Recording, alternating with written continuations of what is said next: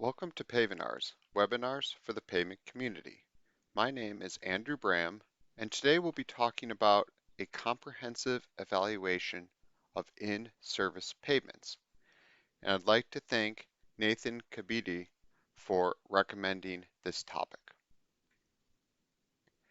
Before we start talking about evaluation of in-service pavements, I would like to say there is another Pavinar that is very closely related to this, and that is titled Pavement Management Systems. And that's because pavement management systems incorporate the evaluation of in-service pavement. So this presentation is designed to build off that Pavinar, which was recorded on February 16th, 2021. And so I would recommend that you take a look at that recording as well if you're interested in this topic. Now, however, we will dive into a comprehensive evaluation of in-service pavements. We're going to start with a bit of a background about why do pavements deteriorate and what sort of distresses form from that deterioration. We'll talk about service versus structural evaluation. We'll talk about how data is collected on roadways, and that includes both manual and vehicle-based, and we'll cover both surface and structural of those two methods of data collection. We'll then do a brief overview of data analysis. This includes manual methods, the data analysis of deflectometers, and also a program called 3D Move Analysis. And then finally, we'll talk a little bit about what is on the horizon for pavement evaluation, and that includes machine learning and unmanned aerial systems.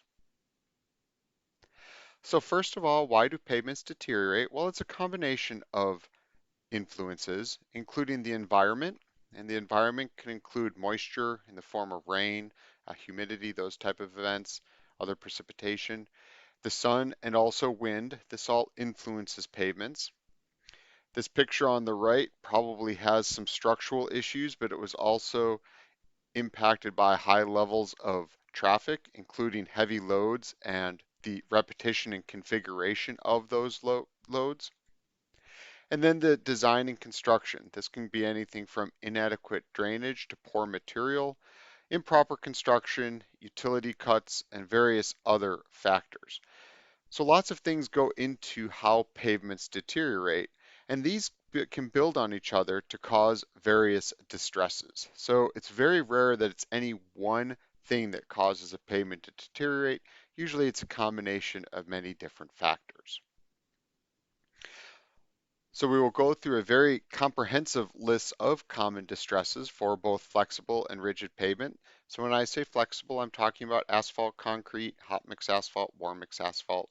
There's various types of cracking, including fatigue cracking, block and edge cracking, longitudinal cracking, reflection cracking, and transverse cracking. There's also distresses that can be defined as patching and potholes. There are different types of surface deformation, including rutting and shoving. There's different types of surface defects, including bleeding, polished aggregate, and raveling. And there's also miscellaneous distresses, including lane and shoulder drop-off, and water bleeding and pumping. So these are just an overview of different flexible distresses. And we can do the same analysis for rigid distresses, which is for Portland cement concrete. We have cracking again, and there are two different types of concrete that we'll be looking at. JCP is jointed concrete pavement, and CRCP is continuously reinforced concrete pavement. And for both of those, you can have durability, longitudinal, and transverse cracking, and there's an E missing on the end of that transverse, I apologize. And then for JCP, you can have corner cracking. For joint deficiencies, JCP is the only one of these two that has joint deficiency. Well, the only one of the two that has joints, therefore the only one that has joint deficiencies. But you can have joint seal damage and spalling. For surface defects, both JCP and CRCP can have map cracking, scaling, polished aggregates, and pop-outs. And then there's various miscellaneous distresses associated with rigid pavement. For both JCP and CRCP, you can have blowups, lane and shoulder drop-off and separation, patch deterioration, and water bleeding and pumping. For just JCP, you can have faulting. If you ever visit Fayetteville, Arkansas, I encourage you to drive on Joyce Avenue and you can experience some faulting. And then CRCP transverse construction joint deterioration, punch outs, longitudinal joint spalling, and seal damage are all different types of distresses. Now, there is a lot that goes into the slide. The slide could be a whole day of training with different types of distresses. So I encourage you to Google FHWA Distress Identification Manual. And if you Google that term, look for the 2014 version, which is the second edition. And this goes into all of these distresses in great detail. It's a very nice document, lots of information. So I encourage you to check that out. Now, something that I've been thinking about in my journey through pavements and understanding pavements is how to kind of separate these distresses. And I'm at the point where I think of things as either surface distresses or structural distresses. And I think how we approach these, how we evaluate them, and how we move forward with them creates some very different decisions. So I'm very keen on exploring this concept of surface versus structural distresses. So when we're thinking about surface distresses and what is happening at the surface, what we're thinking about is what is the interface between the tire and the pavement? So just how is that vehicle interacting with the road through the tire? Because that's really the only thing that should be touching the pavement. And this includes concepts such as friction, smoothness, and drainage. Now on the other side, we have these structural considerations, and the structural point of pavements is to carry the load. And these, when you're evaluating pavements from a structural standpoint, you can think about smoothness, drainage, and structural capacity. Now, how we go about fixing these is very different because surface fixes are relatively inexpensive and non-invasive. You're just treating the very surface of the pavement. Whereas structural fixes are relatively expensive and they're very intrusive because you have to deal with the entire structure of the pavement. You have to go down into the pavement layers and it becomes a structural issue. And it's my belief that with proper design and construction, you can often solve surface issues as they crop up, and that prevents structural issues from forming. So if we can be a little more preventative and proactive with our surface fixes, it's my impression that we'll be able to solve some of these structural fixes. But until we go in that direction, when we're looking at evaluating pavements, it's very important to realize that we're looking at both surface and structural issues, and what happens with those issues, what decisions will be made from identifying those issues will really influence how we take care of our roadway. So that's just a brief background of pavement evaluation. So what are some of the things we're looking at? What are some of the things that should be in the back of our mind? Now let's go and talk a little bit about the data collection. Now I encourage you to take a look at the standards ASTM E867 and ASTM E1656. These go deep into the concept of data collection. But again, I'm sorting these out into manual data collection, and you can look at either surface or structural issues, and vehicle-based data collection, again looking at either surface or structural issues. And there is a lot of ground to cover here. I'm just kind of touching on the high points. I apologize if I missed concept, but I think I covered most of the bases. But again, this is just a very high level evaluation and overview. So when we're thinking about manual surface data collection, there are a whole bunch of visual surveys that we can perform. For example, ASTM D6433 is for roads and parking lots, and what was developed out of this is the Pavement Condition Index, or PCI. The FHWA Distress Identification Manual, which I referenced before when talking about distresses, this has a section on creating distress maps, and these distress maps can capture the type, severity, and quantity of different distresses. And this is great for a classroom exercise. Students may not be quite as excited as I am about it, but it does really give an idea of, let's take a look at a pavement section and see, well, how much distress is there? What type is it and how severe it is? It really gives you a good idea of what you're looking at. There's also this concept of trying to capture macro texture. Friction is very important when evaluating the surface of pavements. So the macro texture is key in that tire pavement surface interaction. So you can use ASTM E965, and this is a sand patch test. And you have a known volume of material, you spread it to an area, and you can calculate the mean texture depth based on the size of the circle that's created It's kind of fun. This test uses a hockey puck. So for you hockey fans out there, you can charge hockey pucks to research projects by using ASTM E965. There are also various portable lasers available, such as the one on the right. Then there's different types of models, but they're all doing the same thing. They're all collecting macro texture data, whether it's some sort of friction test or some other method. And you can correlate these tests to friction measurements and friction values. Now, there are also manual options available for structure evaluation as well.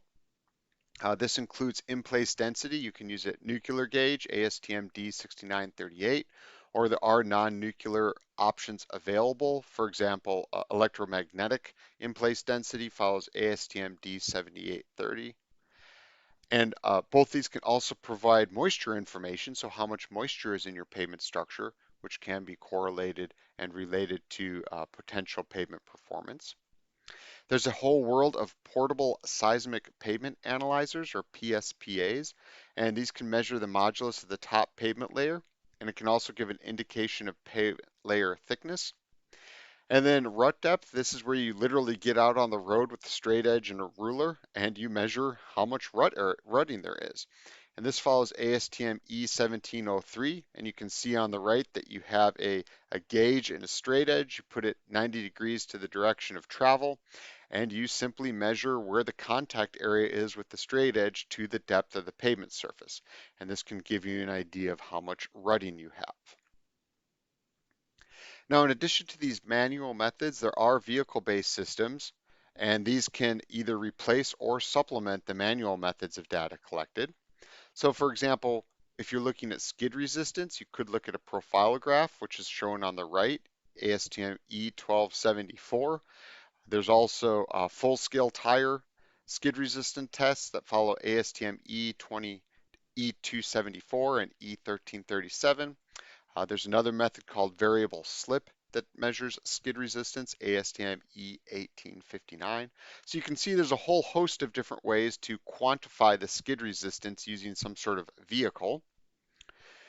If you're looking at roughness, you can look at a sprung mass system, which follows ASTM E1082, and this mimics car suspension and tires, which tries to mimic a person driving down the road and feeling the roughness of the road they're driving on. And then there's also various high-speed internal profilers, including accelerometer base, which follow ASTM D950, and laser base, which follow ISO 13473-1 or ASTM D950. These are just ways, though, that you are driving down a roadway, ideally at the speed limit of the roadway, and you can get an idea of the surface of that roadway. And it's a nice way to collect large amounts of data, evaluate networks over a period of time. For example, the Arkansas Department of Transportation has 2 laser-based high-speed internal profilers, and it takes them about 2-3 years to drive the entire Arkansas highway network and do a visual survey of the roadway. It also has cameras. So that's just a brief overview of the surface data collection for vehicles, but there's also the whole world of structural issues, because all of these are just looking at the surface of the road. They're not looking at the structure of the road. So lots of agencies, this is by far the most common, use the falling weight deflectometer, which you can see that image on the right. What happens is a load is applied at that loading plate. It sends waves through the pavement, which are then captured by those transducers. And based on the wave shape, you can back calculate um, various numbers, which we'll talk about later. But the point is that you apply a load and you measure the waves that propagate away from that load using transducers.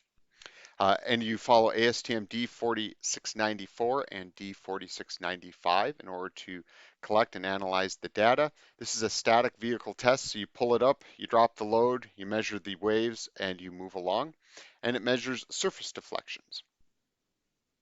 There are also continuous deflectometers, and there's 2 that I found, rolling wheel deflectometers and traffic speed deflectometers. But what these are attempting to do is take away the fact that with the falling weight deflectometer, you need to physically stop and take a measurement. The goal of these continuous deflectometers is to be rolling along a surface of a road and be able to collect data as you are moving along that surface. So you're maintaining a speed, you don't have to stop to collect data, which obviously helps with construction zones and setting up work zones, those type of things. And then finally, the third major type is a ground penetrating radar, or GPR, and this follows ASTM D4748, and this gives you an idea of the thickness of in-place layers. And if you know the thickness of in-place layers and the materials that are being used, you can get an idea of the potential structural capacity of the roadway. Now, I just kind of briefly went over all of these. There's a lot more details behind each one of these bullets. I encourage you to take a look at Sharp 2 Report S2-RO6F-RW-1. This has many more details and more on these topics, but this just kind of gives you an idea of how things can be collected from a structural perspective from a vehicle. So that's all ways to collect data for both the surface and the structure, both manually and visually. Well, how do we start analyzing that data? Well, I divided this into two different sections, manual methods and computer-based methods. Manual methods are a lot more cumbersome from a user perspective, but it does really allow people to get a feeling for what they're trying to capture. And as I mentioned, ASTM D6433, that is the Pavement Condition Index, or the PCI. ASTM E1926 is the International Roughness Index, or RRI. So we'll briefly talk about those two manual methods of data analysis. And then we'll also look at a state example going back to RDOT, Arkansas Department of Transportation, to see how they collect data for their pavement evaluation. We'll talk a little bit about some data analysis techniques for those deflectometers, both the falling weight and the continuous. And then we'll just introduce 3D move analysis. This is just one software that's out there. The nice thing is that it is free to download, but it shows you some options for analyzing this data that we collect. And there are more out there. I don't claim this to be a comprehensive evaluation. I just wanted to kind of introduce the concepts, and those that you find interesting, hopefully provide some resources that you can dig into deeper. This just gives some of the flavors that are available, an overview of some of those flavors. So let's start out with ASTM D5433, which is the Pavement Condition Index, or PCI. The important thing to know about this is basically you're saying you have all these distresses and you're going to clump them into one number. And you can see the scale on the left there. It goes from failed to good. It goes from 0 to 100. So good is 85 to 100. Satisfactory is 70 to 85, so on and so forth. And it's a little hard to read there, but from 10 to 25 is serious. So those are the PCI rating scale. And what it is, it's a function of the quantity and the area of each distress.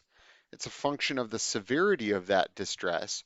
And what you do is you calculate the quantity and area and severity, and you get what's called a deduct value.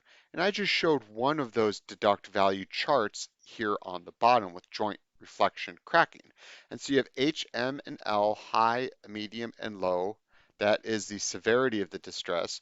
And then you have the distress density in percent. So how much is that across the entire pavement surface? And then you can see you go over to the y-axis, which is the deduct value. And that's kind of a simplified explanation. The ASTM specification is quite comprehensive. That's a little simplified, but it gives you an idea of what you're doing, because that deduction value is deducted from 100, and you go from a good to a satisfactory to a poor, etc. So what are some of the pros? The pros is it's one single number. It's really easy to compare different roads and to try and make a decision on which one you should fix first, because, hey, if a number's lower, it's worse. If it's higher, it's better. So that's really easy. One of the cons, though, there's a couple cons, though, that I thought up of. One is there's no differentiation between surface and structural issues. If you have a structural problem, that's going to cost more money. It's going to be more intensive. If you have a surface issue, it could actually cost less money. And one of the areas of my research is investigating how much benefit is there to being proactive in solving surface issues before they become structural issues. Another issue is your number can be skewed. So let's just say you have a very small density of a very high distress. That could actually really knock your PCI down.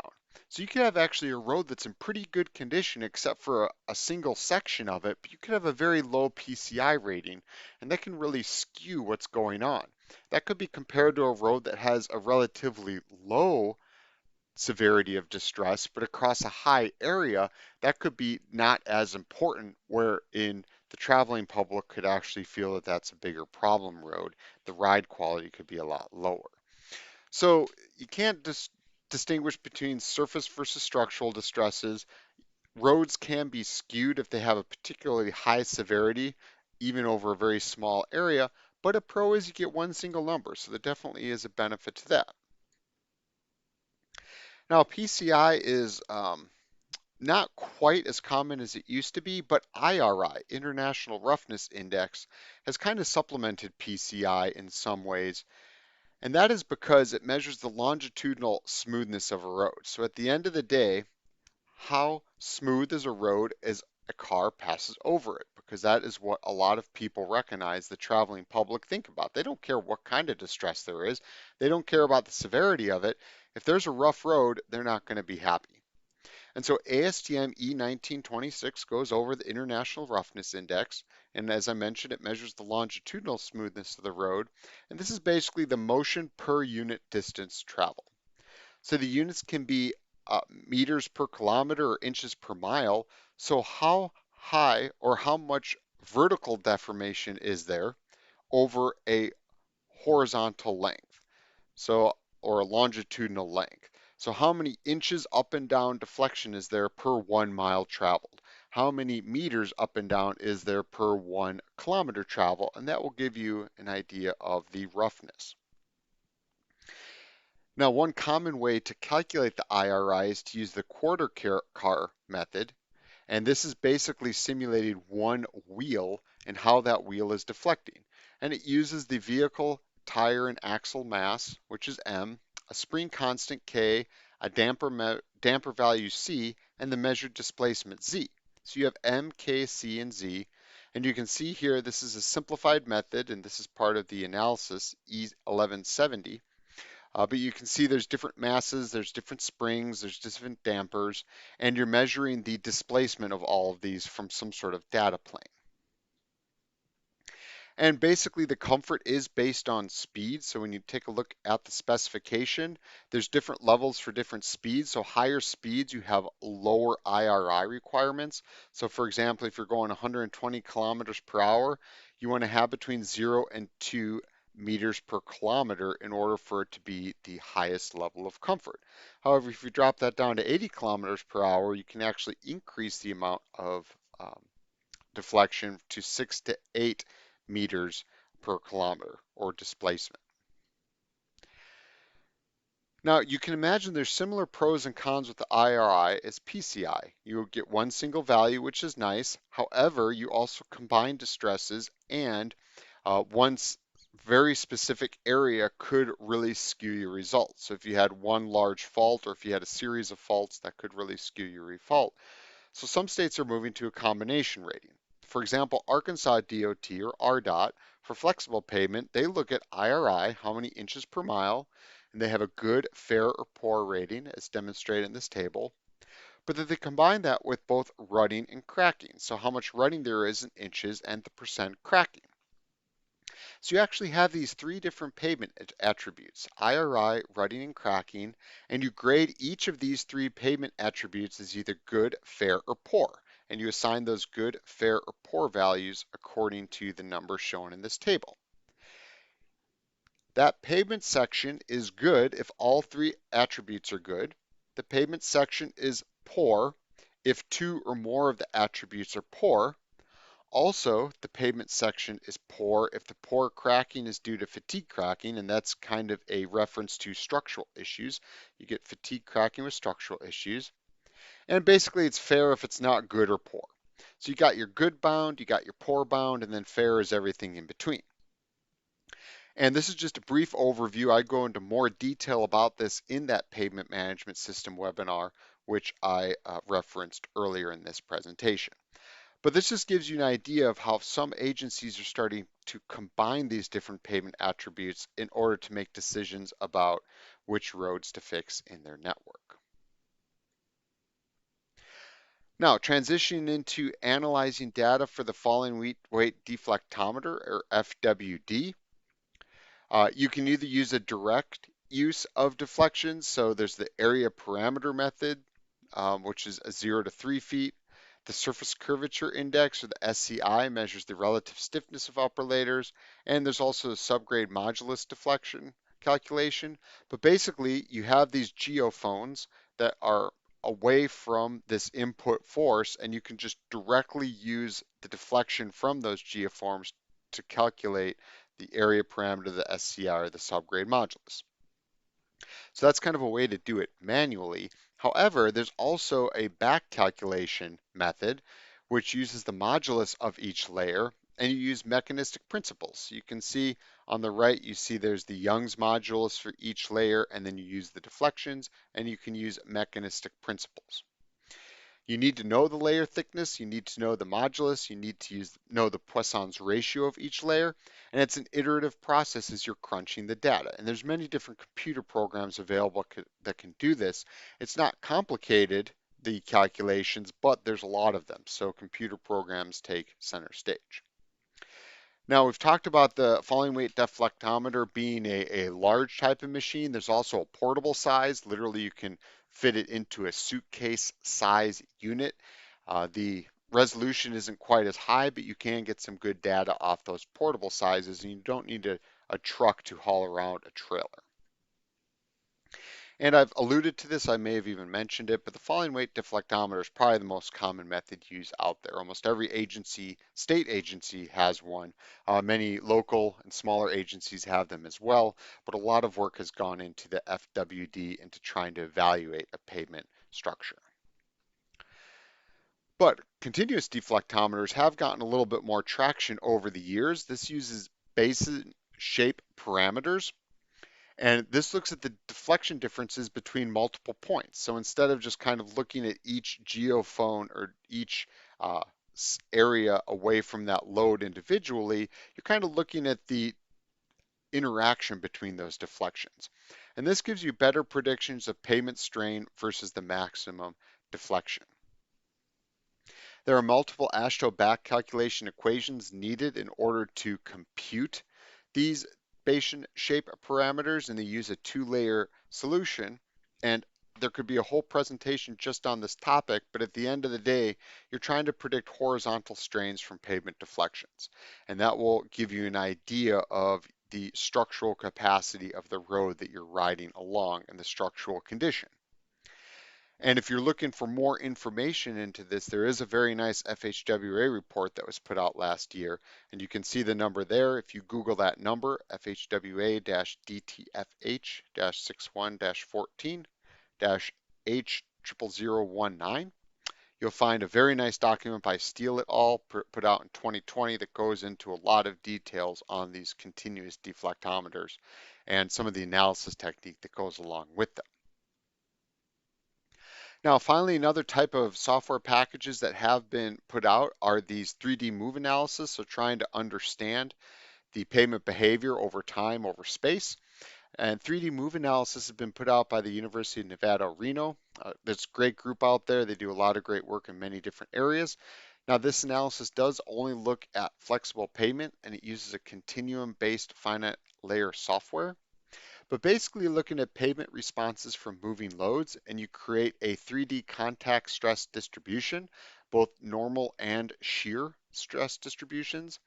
And you use viscoelastic material characterization in order to understand how those wheel loads are impacting the pavement structure. 3D move analysis uses a Fourier transform technique. I did already mention that this is free to download, so if you just Google 3D move analysis, University of Nevada, Reno, you can find out where to do that. I'm not saying that this is the best software. This is just one that I found. There's a lot of nice documentation on it, and it is free to download, so it may be something that is of interest to you. And if you want to kind of get an overview of this analysis software, take a look at the FHWA report, FHWA-HRT-18-056. This was put out in 2019, and this does a nice job of introducing this software. It also provides a lot of nice references. Kind of goes back in time and shows where else the software has been used. So a very nice report here that is free to download. So that was a very quick look at data analysis. Hopefully, if you're interested in some specific areas, you were able to leverage those documents that were shown.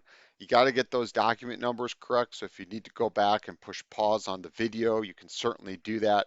But if you get those document numbers correct, you should be able to download all those reports that I referenced free of charge.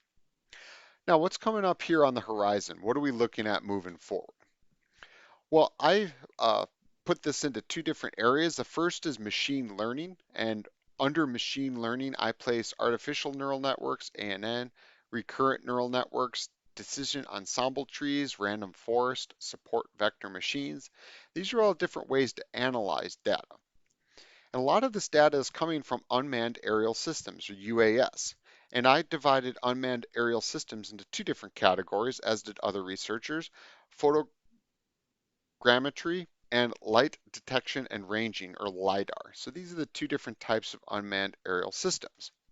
And these concepts are tied together very closely. And you can see this image, the series of images on the right, is taking a look at images of pavements from unmanned aerial systems, and then it's applying machine learning to those images. So these distresses are being annotated based on images of the pavement. And there's been a lot of research into trying to predict how pavements will continue to deteriorate by using these type of machine learning techniques. So this concept of tying together UAS and machine learning is a very, very strong concept. And we're going to talk a little bit about that in the upcoming slides.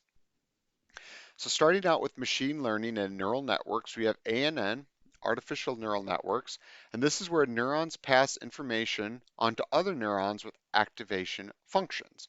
And this is essentially trying to simulate what happens in human brains.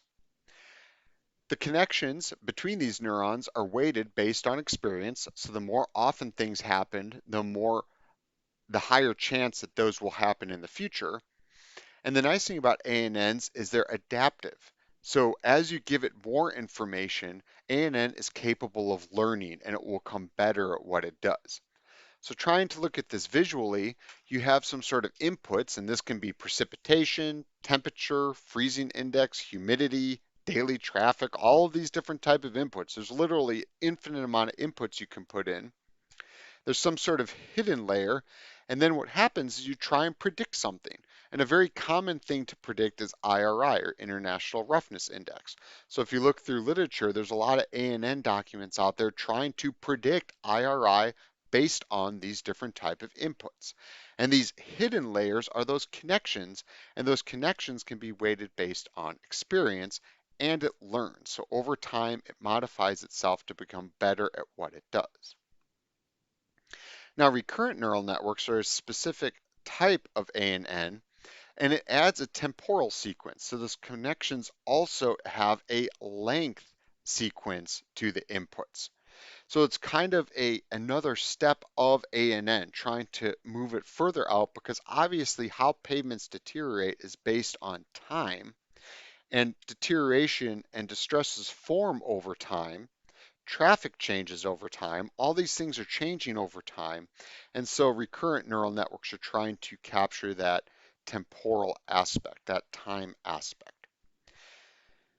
And as I mentioned, one of the more popular outputs are, or is, IRI, International Roughness Index. Again, one single number, but you can try and output cracking, you can try and output rutting. All of these things are possible. Now, other types of machine learning revolve around decision and ensemble trees, which is predictive modeling. And this is where you have some sort of observation and you make a conclusion. And it's a discrete step: observation to conclusion, 1 to 2. And you have a concrete finite set of alternatives. So there are, if A happens, B, C, or D could occur, but all of those are defined beforehand. So it's a very important part of decision and ensemble trees. Random forest is kind of adding another dimension to that in that you put multiple decision trees together and they run in parallel without interaction. So you can have various options or occurrences happening. Now, another kind of more advanced concept along these lines is a support vector machine, or SVM, and this incorporates statistical learning into your machine learning, and it depends on regression analysis. So what's happened in the past, you run a regression analysis and you pick most likely outcomes.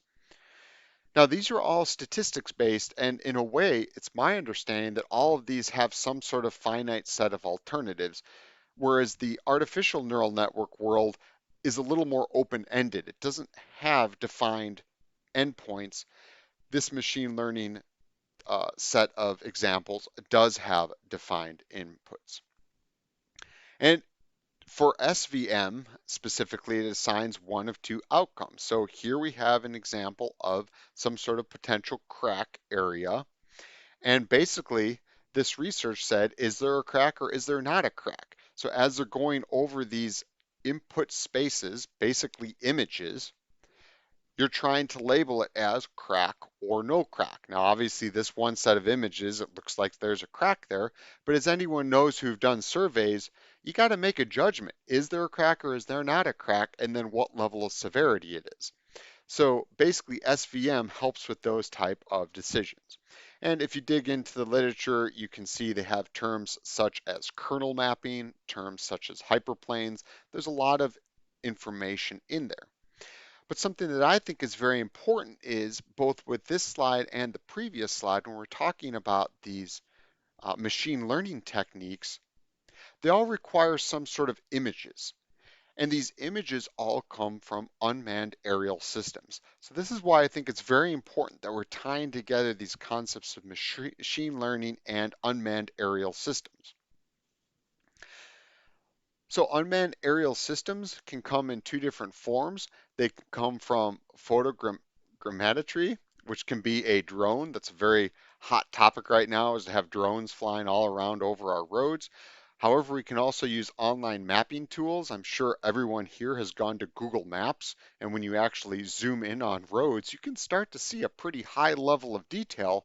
And then when you go into the surface road, so when you actually drag that little person onto a road itself and you see a vehicle image or an image coming from a vehicle, there's actually some pretty nice surveys out there readily available online for us to look at.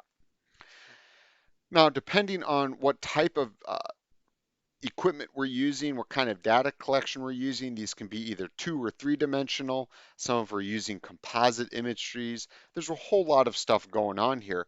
And as you can see from these images, I just kind of like these images. It's kind of cool taking a look at the same area and rotating it around different ways, looking at it from different perspectives.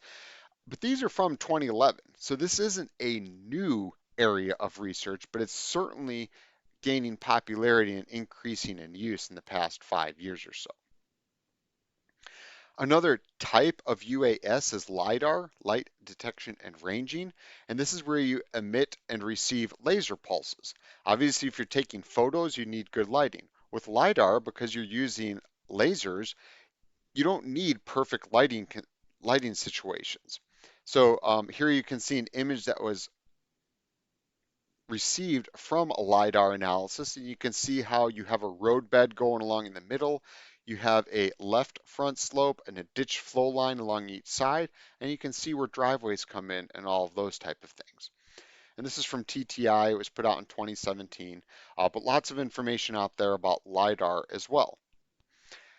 Now, one of the reasons why I think this is starting to gain a lot more traction and why I think it'll only become more important is, although these concepts are not new, I think we're coming to a point where computers are becoming powerful enough to process all these images and to actually start getting some information out of them. We have millions and millions of images and different types of data that has been collected on our roadway network, but trying to combine all of these together and then input the environment, the moisture, the temperatures, the loads that are going on there. That's a lot of data to try and put together, and I think our computers are starting to become powerful enough to actually be able to do that. So I really think that this combination of machine learning and unmanned aerial systems is going to play a huge part in the future evaluation of our roadway. And there's a lot of different ways we could go, but I think that this will be the future. And that's just my opinion. But if I had to look into the crystal ball, that's something that I would say is definitely a high possibility. So in summary, when we're thinking about comprehensive evaluations of in-service pavement, we kind of talked a little bit about the background, why is it important, both the data collection and the data analysis, and also what's on the horizon. And I think the big takeaway is any one of these sections could be a half day, full day, even a week lecture on this topic. But hopefully I just kind of touched on the high points. Hopefully I introduced some comments you weren't familiar with. And ideally, maybe now you have some new terms, some new resources and reports that you can look at to gain a little more information. So I appreciate you joining me today, and I hope you have a great rest of the day.